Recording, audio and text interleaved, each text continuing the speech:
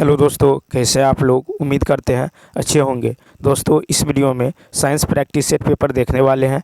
यह वीडियो बिहार शिक्षक भर्ती 2024 के लिए अति महत्वपूर्ण रहने वाला है, तो आप लोग लास्ट तक जरूर बने रहिएगा। शुरू करने से पहले आप लोग वीडियो को शेयर अवश्य कर लीजिए। यदि आप नए हैं तो चैनल को सब्सक्राइब कर लीजिए। तो चलिए शुरू करते हैं क्वेश्चन नंबर फर्स्ट से। देखिए, क्वेश्चन नंबर फर्स्ट है कि लाखों लोगों की मौत का कारण बनने वाले परमाणु बमों का सबसे पहले प्रयोग कहाँ हुआ था? तो इसका राइट आंसर होगा ई ऑप्शन। तो देखिए, लाखों लोगों की मौत का कारण बनने वाले परमाणु बमों का सबसे पहले प्रयोग हिरोशिमा और नागासाकी पे हुआ था। देखिए, 6 अगस्त 1945 को हिरोशिमा के केंद्र पर पहला परमाणु बम गिराया गया था और पहला परमाणु बम लिटिल बॉय एक बंदूक जैसा परमाणु बम था। इसमें यूरेनियम 235 के एक टुकड़े को डालकर एक साधारण डिजाइन का प्रयोग किया गया था, जिससे लगभग 35 किलो टन बल के साथ जो है एक शक्तिशाली विस्फोट हुआ था। दूसरा बम, जिसका नाम जो फैट मैन था, 9 अगस्त 1945 को नागासाकी पर गिराया गया था। तो देखिए, दूसरा बम जिसका नाम फैट मैन था, 9 अगस्त 1945 को नागासाकी पर गिराया गया था। कहाँ गिराया गया था? नागासाकी पे गिराया गया था। नागासाकी बम का विखंडनीय पदार्थ प्लूटोनियम 239 था। परमाणु बम परमाणु विखंडन के सिद्धांत पर आधारित है। जब एक बड़ा नाभिकीय मुक्त न्यूट्रॉन से टकराता है तो नाभिक छोटे नाभिकों में विभाजित हो जाता है और बहुत अधिक ऊर्जा छोड़ता है। इस प्रक्रिया को परमाणु विखंडन के नाम से जाना जाता है। नागासाकी बम विखंडनीय पदार्थ जो है प्लूटोनियम 239 था। नेक्स्ट क्वेश्चन नंबर देखिए। नेक्स्ट क्वेश्चन है कि कोई व्यक्ति ध्वनि प्रदूषण स्तर के संबंध में पुलिस से कब शिकायत कर सकता है? तो ए ऑप्शन, जब परिवेशीय शोर मानक 10 डेसिबल से अधिक हो जाते हैं। कोई व्यक्ति ध्वनि प्रदूषण स्तर के संबंध में पुलिस से शिकायत कर सकता है जब परिवेशीय शोर मानक 10 डेसिबल से अधिक हो जाते हैं। भारत में लाउड स्पीकर के उपयोग के समय पर्यावरण एवं वन मंत्रालय भारत सरकार की अधिसूचना दिनांक 14 फरवरी 2000 में निर्दिष्ट मानक के अनुसार निम्नलिखित परिवेशीय शीत स्तर बनाए रखा जाना चाहिए। ठीक है, शोर स्तर बनाए रखा जाना चाहिए। देखिए, औद्योगिक क्षेत्र और दिन के समय 75 डेसिबल और रात के समय 70 डेसिबल होना चाहिए।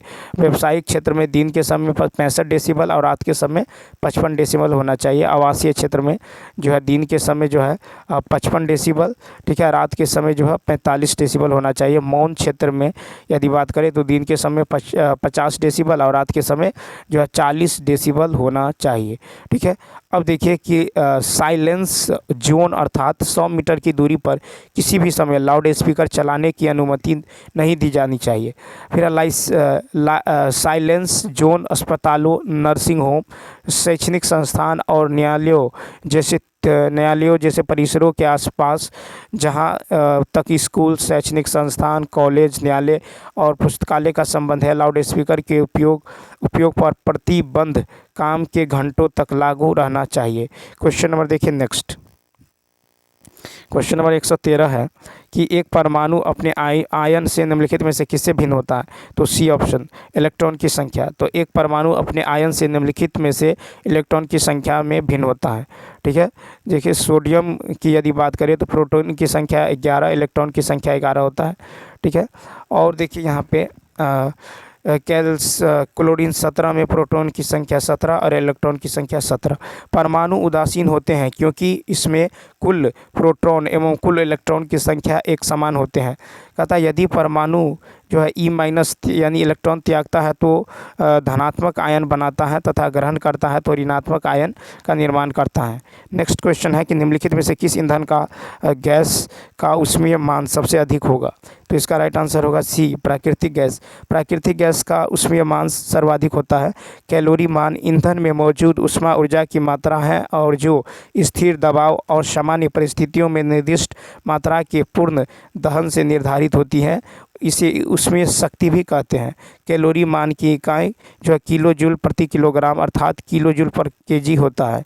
ठीक है, उसके बाद देखिए ईंधन की यदि बात करें और ईंधन का कैलोरी मान, तो देखिए गाय का गोबर में होता है 8000 किलो जूल पर केजी, और लकड़ी में होता है 22000 केजी किलो जूल पर केजी। कोयला का होता है 35,000, बायोगैस का होता है 40,000, डीजल का होता है 45,000, मिट्टी का तेल का होता है 45,000, पेट्रोल का 45,000, मीथेन का 50,000 और रसोई गैस का 55,000 किलो जूल पर केजी।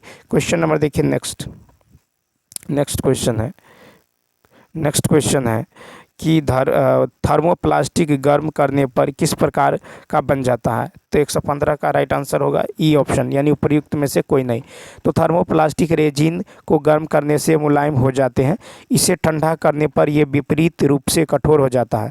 थर्मोसेटिंग रेजिन को गर्म करने पर केवल एक बार डाला जाता है। थर्मोसेटिंग प्लास्टिक के कुछ उदाहरण bakelite, cyanate ester, duroplast, epoxy resin, fibre glass, उसके बाद है मेलामाइन, पॉलिएस्टर रेजिन, उसके बाद है पॉलीयूरेथेन।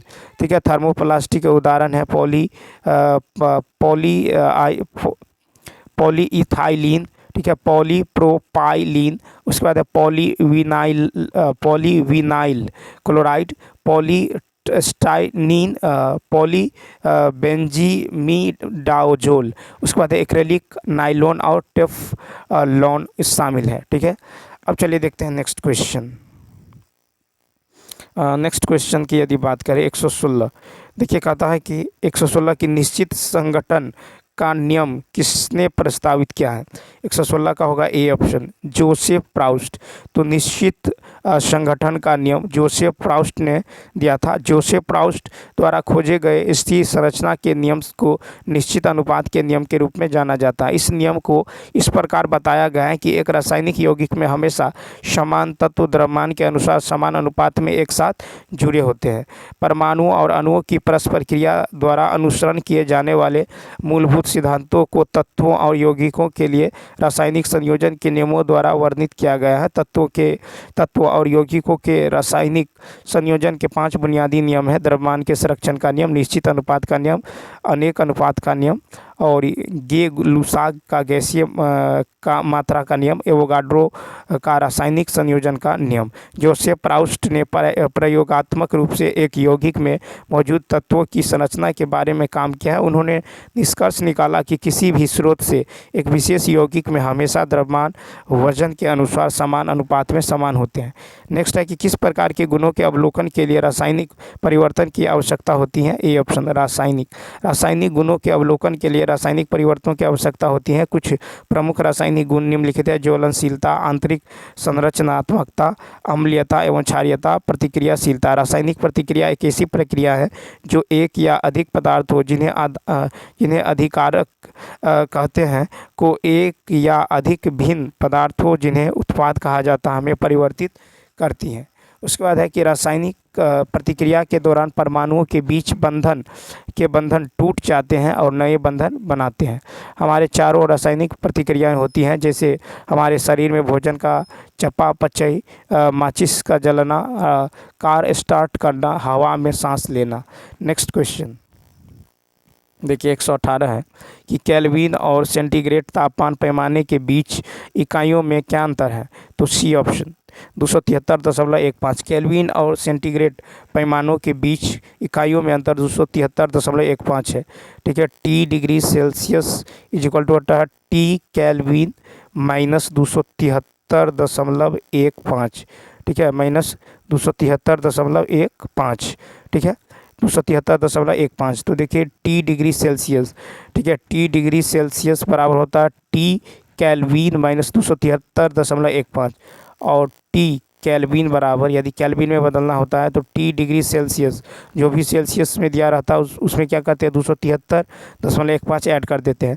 तो टी केल्विन बराबर होता है टी डिग्री सेल्सियस प्लस 273.15। परम शून्य ताप पर न्यूनतम संभव जो तापमान होता है ये टी परम शून्य ताप बराबर होता है 0 केल्विन या फिर -273.15 डिग्री सेल्सियस। ठीक है, टी परम शून्य ताप पर 0 केल्विन या -273.15 डिग्री सेल्सियस। अब देखिए वह तापमान जिस पर जल की तीनों अवस्थाएं पाई जाती हैं उसे जल का त्रिक बिंदु कहते हैं। ठीक है, क्या कहते हैं? त्रिक बिंदु। ठीक है, तो उसका मान होता है 273.16 केल्विन। नेक्स्ट, एक मोल अमोनिया 17 ग्राम का होता है, तो फिर 0.3 मोल अमोनिया का द्रव्यमान क्या होगा? तो यहाँ पे देखिए 0.3 मोल NH3 की यदि बात करें तो यहाँ पे आपको हो जाएगा कि 0.3 मोल 0.3 मोल NH3 0.3 मोल NH3 गुने 1 मोल गुने 1 मोल गुने 1 मोल अमोनिया का द्रव्यमान। ठीक है, तो देखिए 1 मोल अमोनिया का द्रव्यमान 17 ग्राम है। 1 मोल अमोनिया का द्रव्यमान 17 ग्राम है, तो 0.3 मोल अमोनिया का द्रव्यमान क्या होगा? तो 0.3 गुने 1 मोल अमोनिया का द्रव्यमान यानी 0.3 गुने 17 ग्राम, यानी ये होगा कितना? 5.1 ग्राम। 5.1 ग्राम, बी ऑप्शन। ठीक है, उसके बाद देखिए क्वेश्चन नंबर नेक्स्ट देखिए 120 है कि मीथेन अणु में HCH का बंधन कोण क्या है? तो बी ऑप्शन 109.5 डिग्री। मीथेन में अणु में CH4 का बंधन कोण 109.5 डिग्री होगा। ठीक है, मीथेन के उपयोग, यह एक ग्रीनहाउस गैस है जो परिवेश के तापमान को प्रभावित करती है। यह तरल रूप में रॉकेट के लिए ईंधन के रूप में उपयोगी है। इसका आणविक भार कम है और प्रति इकाई द्रव्यमान में ऊष्मा का उत्पादन अधिक होता है। यह जो ओवन, घरों, वाटर हीटर, रासायनिक रिएक्टरों, भट्टियों आदि को गर्म करने के लिए उपयोगी है। यह प्राकृतिक गैस का एक प्रमुख घटक है, इसलिए इसका उपयोग बिजली उत्पादन के लिए किया जाता है। यह चतुष्फलकीय ज्यामिति प्रदर्शित करता है। टेट्राहेड्रल ज्यामिति में कोण के परमाणुओं और केंद्रीय परमाणु के बंधन के बीच का कोण 109.5 डिग्री होता है।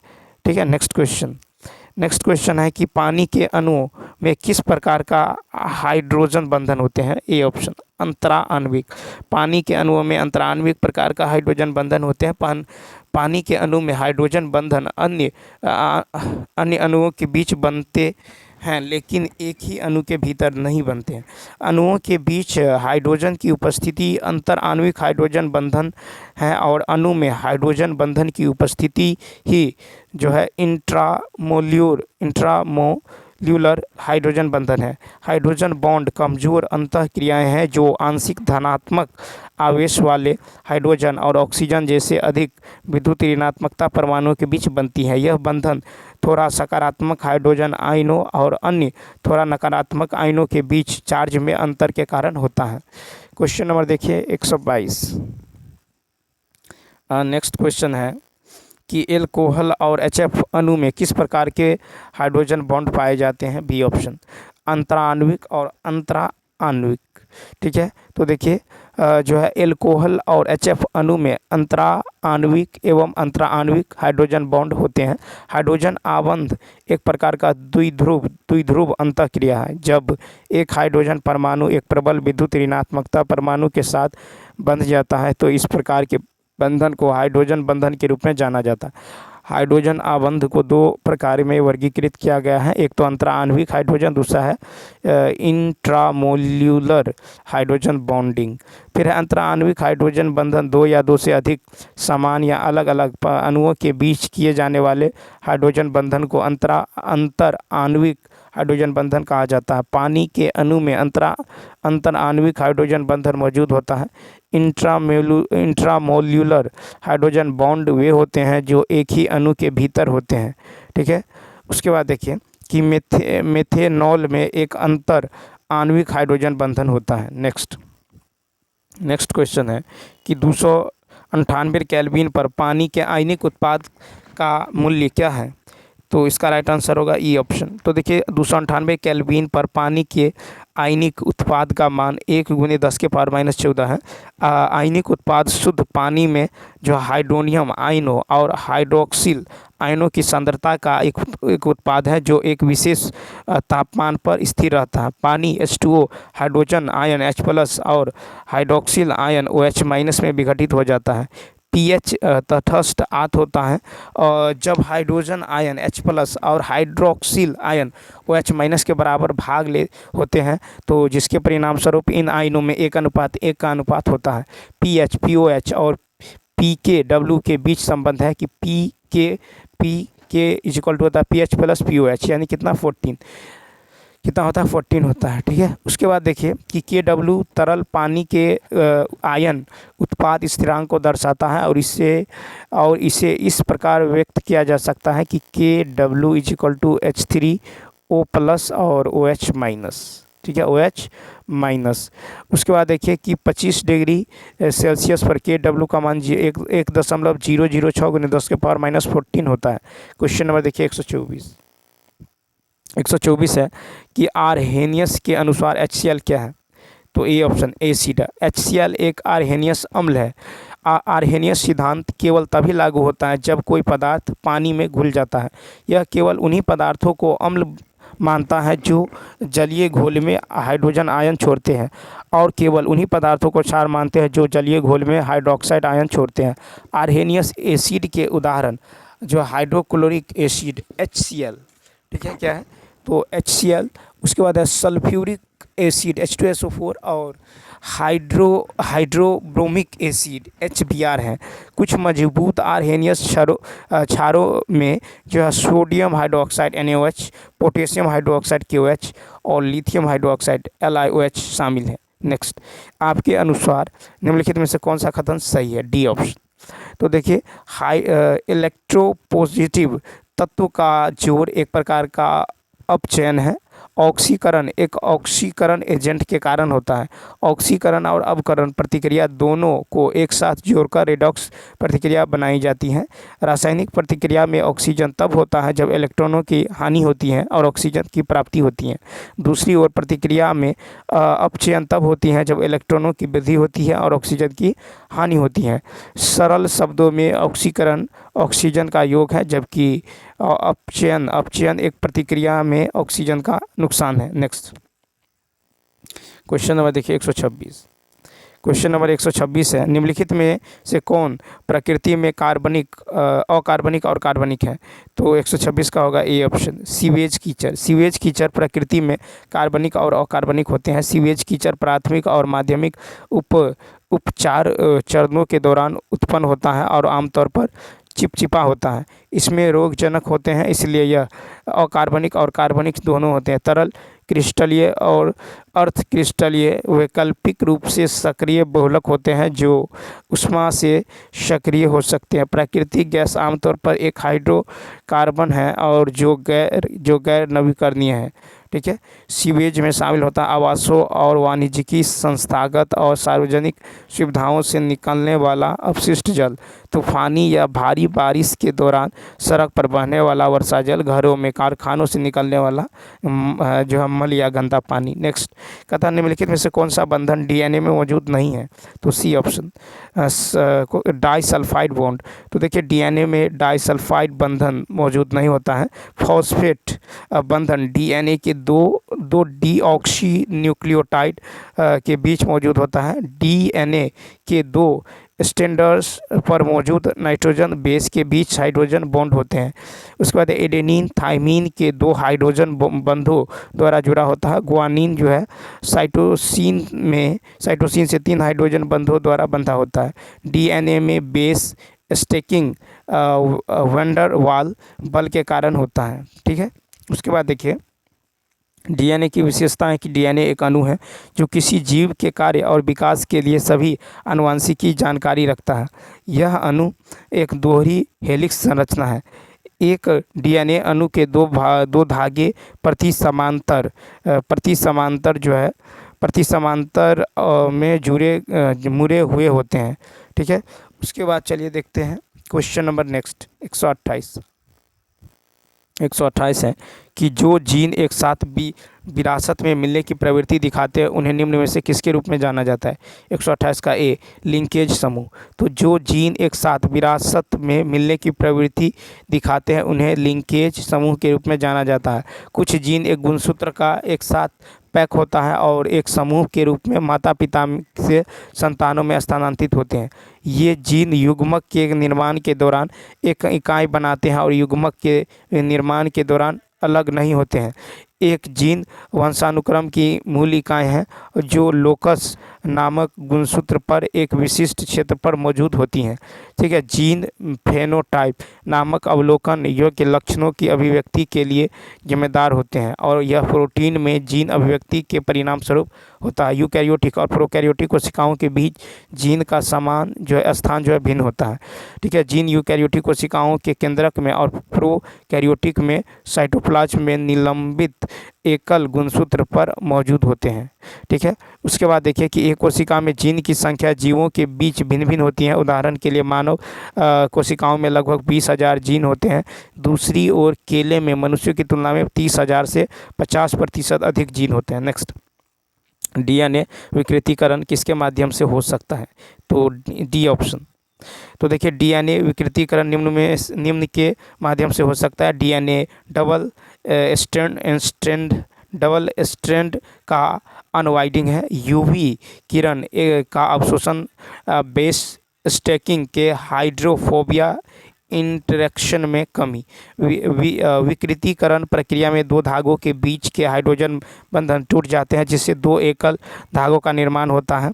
ठीक है, इससे डीएनए के सहसंयोजक बंधन और प्रभावित रहते हैं। आनुवंशिकी अनुसंधान और अध्ययन के लिए डीएनए विकृतीकरण और पुनरुत्पादन प्रक्रियाओं का उपयोग किया जाता है। जीनोम के आकार और जटिलता को निर्धारित करने के लिए विकृतीकरण और पुनरुत्पादन जो है कैनेटिक्स का उपयोग किया जाता है। नेक्स्ट क्वेश्चन देखें 130। नेक्स्ट क्वेश्चन की यदि बात करें तो नेक्स्ट क्वेश्चन है कि कौन सा प्रोटीन मकड़ी का रेशम होता है? तो सी ऑप्शन, कोलेजन। देखिए कोलेजन प्रोटीन मकड़ी का रेशम होता है। स्पाइडर सिल्क एक कोलेजन अणु है जो ट्रिपल हेलिक्स में एक साथ लिपटे 3 अल्फा हेलिक्स से बना होता है। इसमें लचीली प्रकृति शामिल करने के लिए इसके साथ हाइड्रोफोबिक अवशेषों के अतिरिक्त जो है ग्लाइसिन और प्रोलाइनिन से इसे समृद्ध किया जाता है। कोलेजन हमारी हड्डियों और टेंडन में भी पाया जाता है। कैरोटीन एक प्रोटीन है जो बाल, नाखून और हमारे त्वचा की बाहरी परत यानी एपिडर्मिस को बनाने में मदद करता है। फाइब्रिन एक अघुलनशील प्रोटीन है जो रक्तस्राव की प्रतिक्रिया में उत्पन्न होता है और रक्त के धक्के का प्रमुख घटक है। ठीक है, उसके बाद चलिए देखते हैं क्वेश्चन नंबर 131। एक ग्लूकोज अणु के ऑक्सीकरण से बनने वाले एटीपी की कुल संख्या कितनी है? तो ए ऑप्शन 36 एटीपी। एक ग्लूकोज अणु के ऑक्सीकरण से बनने वाले एटीपी की कुल संख्या 36 है।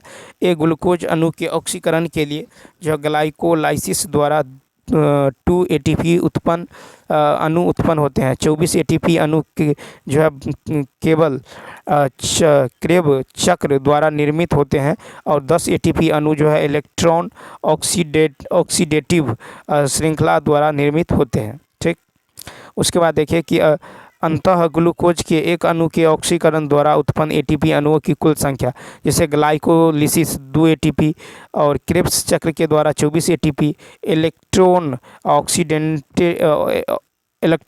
ऑक्सीडेटिव श्रृंखला द्वारा 10 ATP.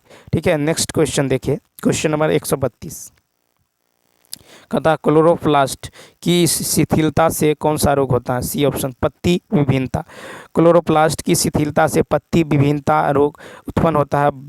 Blast spot, leaf spot और पाउडरी फफूंदी कवक के कारण होते हैं। ठीक है, उसके बाद सिट्रस कैंकर जो है रोग पैदा करने वाले जीव जो है जेंथोमोनस, ठीक है, एक्सिनोपोडिस जीवाणु है। ठीक है, यह कैंकर ज़्यादातर नींबू, संतरे जैसे खट्टे पौधों में होते हैं। नेक्स्ट क्वेश्चन की यदि बात करें, कहता है कि किसी कोशिका में डीएनए के एकत्रित समूहों को क्या कहा जाता है? तो ई ऑप्शन। तो देखिए किसी कोशिका में डीएनए के एकत्रित समूहों को न्यूक्लियोली कहा जाता है। एक गैर विभाजित कोशिका में जो है डीएनए के समूह एक साथ आकर अनियमित आकार की परमाणु संरचनाएं बनाते हैं, जिन्हें न्यूक्लियोस कहा जाता है। ठीक, उसके बाद देखिए कि न्यूक्लियोली प्राथमिक आरएनए प्रतिलेखों से घने होते हैं। डीएनए का मतलब होता है पुनः संयोजक डीएनए। ठीक है, यह दो या दो से अधिक डीएनए टुकड़ों के साथ जोड़कर एक अद्वितीय डीएनए अणु का उत्पादन करता है, जो सामान्य रूप से जैविक रूप में एक दूसरे से जुड़े नहीं होते हैं। ये डीएनए टुकड़े विभिन्न जैविक स्रोतों से प्राप्त होता है। इंसुलिन और ग्रोथ हार्मोन जैसे मानव रोगों के उपचार में उपयोग किए जाने वाले महत्वपूर्ण प्रोटीन बनाने के लिए जो है रिकाम्बिनेट डीएनए तकनीक को सफलतापूर्वक लागू किया जाता है। नेक्स्ट देखिए 134 है, निम्नलिखित में से कौन सा मानव कंकाल का अवशेषी हड्डी वाला भाग है?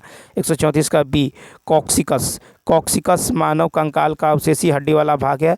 अवशेषी संरचनाएं शरीर के ऐसे अंग हैं जिनका कोई उद्देश्य या कार्य नहीं होता है। कॉक्सिकस को आमतौर पर जो है टेबलोन कहा जाता है और यह मनुष्य में कशेरुक स्तंभ का अंतिम खंड होता है। मनुष्य में अवशेषी अंगों के उदाहरणों में आमतौर पर अपेंडिक्स और टॉन्सिल शामिल होता है। शरीर पर बाल, अक्ल, दाढ़, उसके बाद है कि पुरुषों के निपल्स, आँख की निक्टिटेटिंग झिल्ली, ट्रांसिल भी मनुष्य के अवशेषी अंग है। नेक्स्ट कहता है कि पार्श्विक फुसफुस का आवरण निम्नलिखित में से कौन सा भाग जो है मानव डायफ्राम की ऊपरी सतह को कवर करता है? ठीक है, ऊपरी सतह को कवर करता है। 135 का होगा सी ऑप्शन, डायफ्रामिक फुसफुस। तो डायफ्रामिक फुस का आवरण का डायफ्रामिक फुसफुस मानव डायफ्राम की ऊपरी सतह को कवर करता है। डायफ्रामिक फुसफुस डायफ्राम और फेफड़े की वक्षीय सतह को ढकने वाली पार्श्विका पेरिटोनियम की एक परत है। ठीक है, पेरिटोनियम में दो परतें होती हैं, सतही पार्श्विक परत और दूसरा है गहरी आंत की परत। उसके बाद है पेरिटोनियम गुहा में ओमेटम लिगामेंट्स और जो है मेसेंट्री होते हैं। ठीक है, उसके बाद देखिए कि इंट्रापेरिटोनियम अंगों में पेट, प्लीहा, यकृत, ग्रहणी के पहले और चौथे भाग, जेजुनम, इलियम, अनुप्रस्थ और सिग्मॉइड बृहदांत्र शामिल है। ठीक है, उसके बाद चलिए देखते हैं नेक्स्ट क्वेश्चन। नेक्स्ट क्वेश्चन की यदि बात करें, कहता निम्नलिखित में से कौन सा शुक्राणु को गति करने में मदद करता है? A option. तो देखिए फ्लैगेलम। तो मानव शुक्राणु को गति करने में फ्लैगेलम मदद करता है। शुक्राणु का पूरा शरीर एक प्लाज्मा झिल्ली से घिरा होता है। पुरुष प्रजनन प्रणाली शुक्राणु का निर्माण करती है, जो प्रत्येक अंडकोश के भीतर वीर्य नलिकाओं में निर्मित होता है। शुक्राणु के सिर में डीएनए होता है और जो अंडे के डीएनए के साथ मिलकर एक नए व्यक्ति का निर्माण करेगा। शुक्राणु का सिर जो है एग्रोसोम नामक भाग होते हैं, जो शुक्राणु को अंडे में प्रवेश करने में सक्षम बनाता है। इसके मध्य भाग में माइटोकॉन्ड्रिया होता है, जो पूंछ की चलने के लिए आवश्यक ऊर्जा प्रदान करता है। उसके बाद देखिए कि शुक्राणु को अंडे की ओर ले जाने के लिए पूंछ चाबुक जैसी हरकतों के साथ आगे पीछे चलती है। ठीक है, महिला के अंडे को निषेचित करने के लिए शुक्राणु को गर्भाशय और फेलोपियन ट्यूब तक पहुंचाना होता है। नेक्स्ट क्वेश्चन कहता है निम्नलिखित में से कौन नेफ्रॉन द्वारा पानी के पुनः अवशोषण की सुविधा प्रदान करता है? तो इसका राइट आंसर होगा सी ऑप्शन। नेफ्रॉन द्वारा पानी के पुनः अवशोषण की सुविधा नेफ्रॉन का लूप प्रदान करता है। नेफ्रॉन रक्त को जो है मूत्र में परिवर्तित करने के लिए जो है 4 तंत्रों का उपयोग करता है: निस्पंदन, पुनः अवशोषण, स्राव और उत्सर्जन। नेफ्रॉन गुर्दे की प्रमुख जो है फिल्टरिंग इकाई है। प्रत्येक किडनी में बड़ी संख्या में नेफ्रॉन जो है 1 से 1.5 मिलियन होते हैं। नेफ्रॉन के घटक है ग्लोमेरुलस, बोमन का कैप्सूल और लंबी एक वृक्क नलिका। तो 137 का जो राइट आंसर हो जाएगा आपको, ये 137 का राइट आंसर हो जाएगा सी ऑप्शन, यानी नेफ्रॉन का लूप। नेक्स्ट कहता है कि उस स्थिति का नाम बताइए जब मूत्र में कीटोन की सांद्रता बढ़ जाती है। तो 138 का होगा ई ऑप्शन। तो देखिए कि मधुमेह मेलेटस में मूत्र में कीटोन की सांद्रता बढ़ जाती है जब कार्बोहाइड्रेट का भंडार काफ़ी कम हो जाता है या फैटी एसिड की सांद्रता बढ़ जाती है तो केटोजेनिक मार्ग का विनियमन होता है और कीटोन बॉडी का उत्पादन बढ़ जाता है। इससे टाइप फर्स्ट मधुमेह, शराब और भूखमरी इस जैसी स्थितियों में जो है देखा जा सकता है। कहता है एसिडोसिस तीव्र वसा जो है अपचय के कारण होता है। ठीक है, उसके बाद देखिए इससे एसिएटोएसिटिक एसिड का स्तर उच्च हो जाता है और एसीटोन और बीटा हाइड्रोक्सी ब्यूट्रिक एसिड में परिवर्तित हो जाता है। नेक्स्ट क्वेश्चन नंबर देखिए। नेक्स्ट कहता है कि हिस का बंडल किससे निम्न में बना होता है? A option. तो देखिए हिस का बंडल वेंटिकल्स की आपूर्ति की जाने वाली मांसपेशी ऊतक से बना होता है। हिस का बंडल जो है ये कोशिकाओं का एक समूह है जो हृदय के माध्यम से विद्युत संकेतों को ले जाता है। यह हृदय की विद्युत संचालन प्रणाली का एक महत्वपूर्ण हिस्सा है। हिस बंडल में निम्न में सहायता करता है कि एवी नोड से बंडल शाखाओं तक विद्युत संकेत ले जाता है। उसके बाद है एट्रियोवेंटिकुलर नोड से हृदय के नीले तक आवेगों को संचारित करता है, संकुचन को सिंक्रोनाइज करने में मदद करता है। क्वेश्चन नंबर देखिए 140 है निम्नलिखित में से कौन सा जोड़ा सही सुमेलित है? तो बी ऑप्शन। तो देखिए कि सही सुमेलित है लब जो है ये वेंट्रिकुलर सिस्टोल की शुरुआत में एवी वाल्व का तेजी से बंद होना। देखिए लब जो है हृदय की पहली ध्वनि है और यह स्टार्टअप सिस्टोल पर माइट्रल वाल्व और ट्राई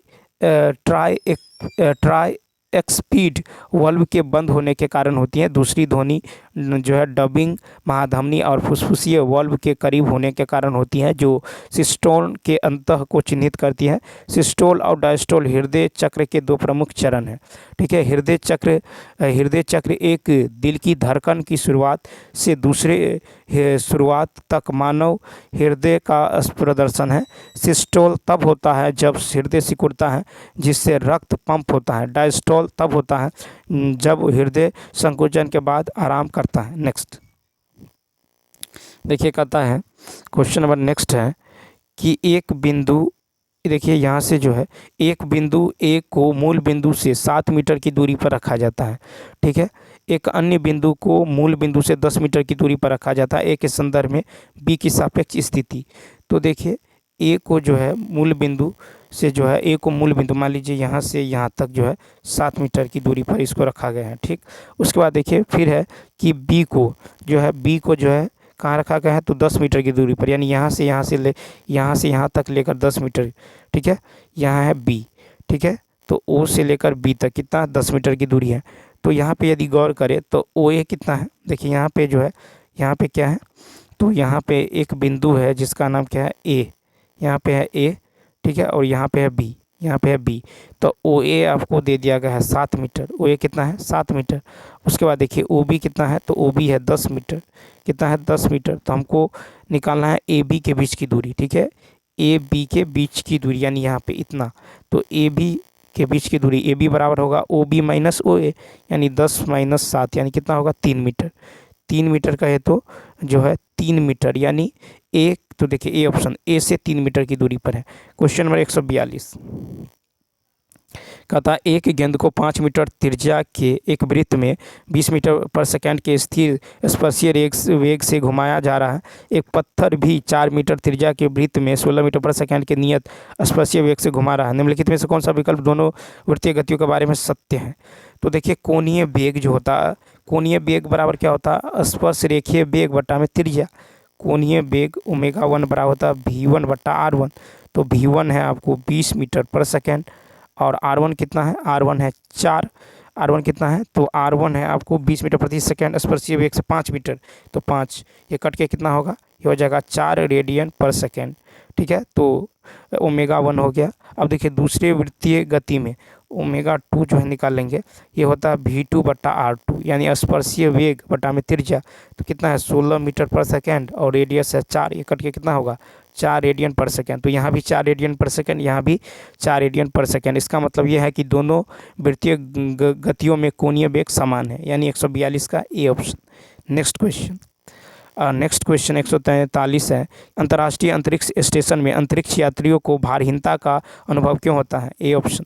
तो देखिए, अंतर्राष्ट्रीय अंतरिक्ष स्टेशन में अंतरिक्ष यात्रियों को भारहीनता का अनुभव होता है क्योंकि उस ऊंचाई पर संतुलन बल की अवस्था के कारण त्वरण शून्य हो जाता है, ठीक है। और पृथ्वी के केंद्र की ओर लगने वाला बल अभी केंद्रीय बल है, ठीक है। और पृथ्वी द्वारा वस्तु पर लगने वाला जो गुरुत्वाकर्षण बल है F बराबर होता है Gm/r²। अंतर्राष्ट्रीय अंतरिक्ष स्टेशन इन्हीं कारणों से संतुलन की बल की अवस्था में रहता है तथा वहाँ त्वरण शून्य हो जाता है, जिससे भारहीनता का अनुभव होता है। अंतर्राष्ट्रीय अंतरिक्ष स्टेशन के मुक्त पतन का परवलय प्रक्षेप पथ इतने उच्च वेग पर होते हैं कि यह अनिवार्य रूप से ग्रह की परिक्रमा करता है। ISS में अंतरिक्ष यात्रियों द्वारा अनुभव की गई भारहीनता इस फ्री फॉल का परिणाम है। नेक्स्ट 144 देखिए, ध्रुवीय कक्षा का झुकाव पृथ्वी की विषुवतीय रेखीय तल से कितना होता है? तो सी ऑप्शन 90 डिग्री। तो देखिए, ध्रुवीय कक्षा का झुकाव पृथ्वी के विषुवत रेखीय तल से 90 डिग्री का होता है, ठीक है। अब देखिए जैसे कितना होता है, तो जैसे मान लीजिए ये जो है क्या है, ये है इक्वेटर, ठीक है। यहाँ पे जो है मान लीजिए ये है पोलर ऑर्बिट, इससे घूम जाएगा ये। यहाँ पे ये क्या है? पोलर ऑर्बिट है, ये है इक्वेटर, ठीक है। क्या है? इक्वेटर, IQUATOR इक्वेटर, ठीक है। यहाँ पे जो होगा ये 90 डिग्री, ठीक है। तो देखिए चित्र से हम देख सकते हैं कि ध्रुवीय कक्षा का भूमध्य रेखीय तल से जो है 90 डिग्री का झुकाव है। विषुवत रेखीय कक्षा में जो भू स्थितिक उपग्रह चक्कर लगाता है, ध्रुवीय कक्षा में ध्रुवीय उपग्रह चक्कर लगाता है। नेक्स्ट क्वेश्चन नंबर 145 है कि थर्मामीटर में पारे का उपयोग क्यों किया जाता है? तो बी ऑप्शन। थर्मामीटर में पारे का उपयोग इसलिए किया जाता है कि यह तापमान के साथ आयतन में रैखिक भिन्नता दर्शाता है। थर्मामीटर में तापमान मापने के लिए ऐसे पदार्थ की आवश्यकता होती है जिसके भौतिक गुण तापमान के साथ बदलते हैं और आसानी से तापमान से संबंधित जो है हो सकते हैं। थर्मामीटर ऊष्मा का सुचालक होता है, लेकिन इसके आयतन में धीमी गति में प्रसार होता है। पारा एकमात्र द्रव धातु है तथा यह चमकीला होता है, जिससे पठन देखना सुलभ हो जाता है। नेक्स्ट 146 देखिए, क्वेश्चन नंबर 146 है कि एक्स रेगिस्तान में या जो है चारकोल वाली सड़क जैसे गर्म विस्तारित सतहों पर देखा जाने वाला ऑप्टिकल भ्रम है, जिसके कारण एक यात्री को अपने आगे कुछ दूरी पर पानी का एक झिलमिलाता तालाब दिखाई देता है और जिससे आसपास की वस्तुएं और जैसे पेड़ उल्टे दिखाई देते हैं। एक्स क्या है? तो 146 का होगा बी मिराज। तो मिराज एक ऑप्टिकल भ्रम है जो रेगिस्तान में तारकोल वाली सड़कों जैसे गर्म विस्तारित सतहों पर देखा जाता है। इसके कारण एक यात्री को उसके आगे कुछ दूरी पर पानी का एक चमकदार जैसा जो है तालाब दिखाई देता है। ये वह घटना जिसके कारण मृग तृष्णा का निर्माण होता है, उसे पूर्ण आंतरिक परावर्तन के रूप में जानी जाती है। जब प्रकाश प्रकाशिक रूप से सघन माध्यम से प्रकाशित रूप से विरल माध्यम में क्रांतिक कोण से अधिक कोण पर जाता है तो TIR होता है। इससे रेगिस्तान में पानी की मौजूदगी का भ्रम पैदा होता है, जिसे मृग तृष्णा कहा जाता है। क्या कहा जाता है? मृग तृष्णा। नेक्स्ट 147 का था तांबे का एक टुकड़ा और जर्मेनियम का एक टुकड़ा कचरे कमरे के तापमान से 77 केल्विन तक ठंडा किया जाता है। प्रत्येक के प्रतिरोध पर क्या प्रभाव पड़ेगा? तो सी ऑप्शन। तांबे के टुकड़े की घटती है और जर्मेनियम की बढ़ती है। तो देखिए, तापमान में कमरे के ताप को से 77 केल्विन की कमी के साथ तांबे का प्रतिरोध जो एक धातु कंडक्टर है कम हो जाएगा, जबकि जर्मेनियम जो एक अर्धचालक है का प्रतिरोध बढ़ जाता है। प्रतिरोध विद्युत धारा के मार्ग में अवरोध है। प्रतिरोध का SI मात्रक ओम है। प्रतिरोध बराबर होता वोल्ट बटा एम्पियर यानी V/I। R बराबर होता V/I। नेक्स्ट देखिए, क्वेश्चन नंबर 148 है कि इंसुलेटर के संबंध में निम्नलिखित में से कौन सा सत्य है? तो ए ऑप्शन। देखिए सत्य कथन है कि इंसुलेटर में जो चालन बैंड खाली होता है और वैलेंस बैंड इलेक्ट्रॉनों से भरा होता है। चालन बैंड एक क्रिस्टलीय ठोस में ऊर्जा के स्तर का एक स्थानीयकृत बैंड है जो आंशिक रूप से इलेक्ट्रॉनों से भरा होता है। चालन बैंड फर्मी स्तर से ऊपर है और वैलेंस बैंड फर्मी स्तर से नीचे। क्रिस्टलीय ठोस में विद्युत चालकता के लिए इलेक्ट्रॉन जिम्मेदार होते हैं। इंसुलेटर में बैंड के गर्म काफ़ी बड़ा होता है, ठीक है। देखिए इंसुलेटर में बैंड गैप काफ़ी बड़ा होता है, ठीक है। और जो है वैलेंस बैंड में इलेक्ट्रॉनों को चालन बैंड में उत्तेजित होने से रोकता है, ठीक है। इसलिए इलेक्ट्रॉन स्थिर होता है। ऐसी सामग्रियों में बहुत कम विद्युत चालकता और उच्च विद्युत प्रतिरोधकता होती है। नेक्स्ट देखिए 149 कहता है किसी स्थान पर नति कोण 45 डिग्री के बराबर होता है, ए ऑप्शन। तो देखिए जब पृथ्वी के चुंबकीय क्षेत्र के ऊर्ध्वाधर और क्षैतिज घटक बराबर होते हैं, ठीक है, बराबर होते हैं। उसके बाद चलिए देखते हैं नेक्स्ट क्वेश्चन नंबर जो है 150 है कि निम्नलिखित में से कौन सा पदार्थ अपने क्षय के दौरान रेडियोधर्मी पदार्थों द्वारा उत्सर्जित नहीं किया जा सकता, तो डी ऑप्शन। तो देखिए रेडियोधर्मी पदार्थों द्वारा क्षय के दौरान प्रोटॉन एवं नाइट्रोजन उत्सर्जित नहीं होते हैं। वे परमाणु नाभिक में पाए जाने वाले सकारात्मक रूप से चार्ज किए गए उप परमाणु कण हैं। उनके क्षय के दौरान रेडियोधर्मी पदार्थ द्वारा उत्सर्जित किया जा सकता है। रेडियोधर्मी पदार्थ द्वारा एवं क्षय होता है। रेडियोधर्मिता की खोज हेनरी बेक्वेरेल ने किया था, ठीक है। किसने किया था? तो हेनरी बेक्वेरेल ने किया था। तो चलिए दोस्तों इस वीडियो में इतना ही। यदि यह वीडियो अच्छा लगा हो तो लाइक शेयर और सब्सक्राइब करना ना भूलें। साथ ही साथ कमेंट करके बताइए यह वीडियो आपको कैसा लगा। तो चलिए मिलते हैं नेक्स्ट वीडियो में। Thanks for watching.